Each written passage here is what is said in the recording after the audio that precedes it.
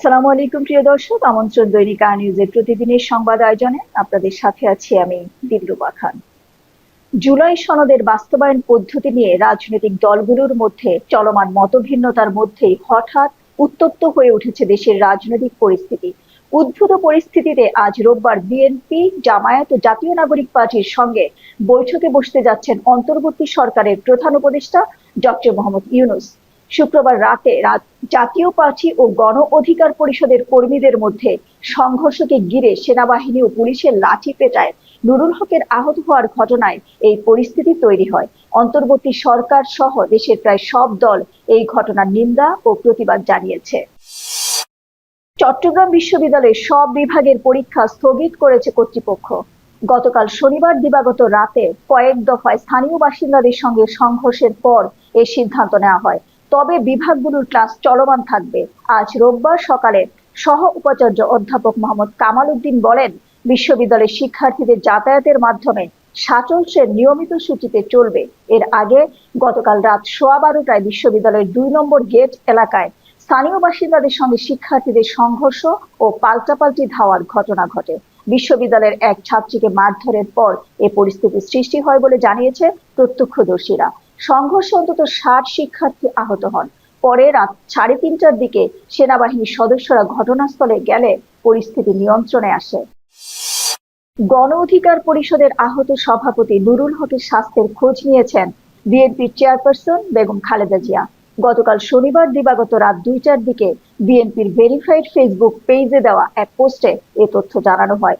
পোস্টে বলা হয়, হামলায় আহত নুরুল হকের স্বাস্থ্যের খোঁজ নিতে খালেদা জিয়া গতকাল রাতে বিএনপির স্থায়ী কমিটির সদস্য ও চেয়ারপারসনের ব্যক্তিগত চিকিৎসক এজেডএম জাহিদ হোসেনকে ঢাকা মেডিকেল কলেজ হাসপাতালে পাঠান। ঢাকা বিশ্ববিদ্যালয়কে একটি গবেষণা ভিত্তিক বিশ্ববিদ্যালয়ে পরিণত করা এবং ক্যাম্পাসে রাজনৈতিক স্বাধীনতাকে প্রথম অগ্রাধিকার দিয়ে ঢাকা বিশ্ববিদ্যালয় কেন্দ্রীয় ছাত্র সংসদ নির্বাচনে ইশতেহার ঘোষণা করেছে বৈষম্য বিরোধী শিক্ষার্থী সংসদ। এতে আবাসিক হলে গেস্ট রুম, গণরুম সংস্কৃতি চিরতরে মুছে ফেলার অঙ্গীকার করেছে বাংলাদেশ গণতান্ত্রিক ছাত্র সংসদ সমর্থিত প্যানেলটি।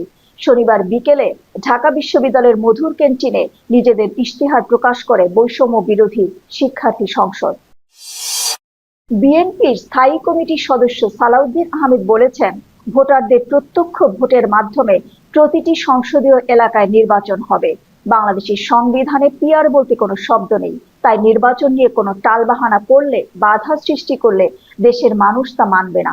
গত 30 আগস্ট শনিবার নেত্রকোনা জেলা বিএনপির দ্বিবার্ষিক সম্মেলনের উদ্বোধন অনুষ্ঠানে তিনি এসব কথা বলেন।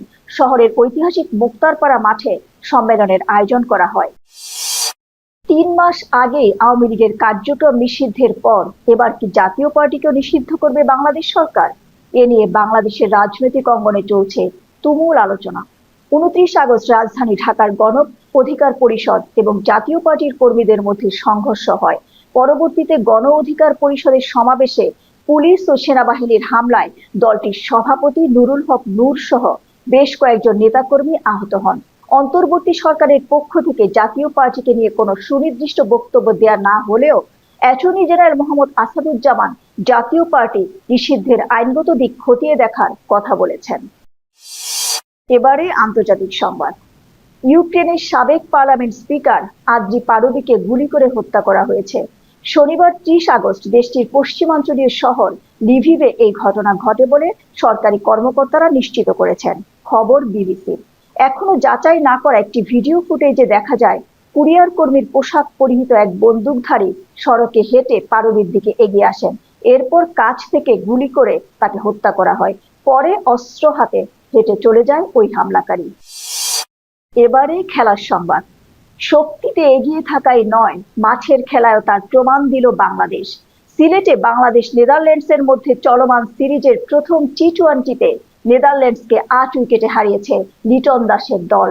এই জয়ে 3 ম্যাচের সিরিজে 1-0 ব্যবধানে এগিয়ে গেল টাইগাররা। 137 রানের লক্ষ্য তাড়া করে 13 ওভার 3 বলে মাত্র 2 উইকেট হারিয়েই জয়ের বন্দরে পৌঁছে যায় বাংলাদেশ। প্রিয় দর্শক, এরই সাথে শেষ করছি দৈনিক আর নিউজের এখনকার সংবাদ আয়োজন। আর নিউজের সাথেই থাকুন।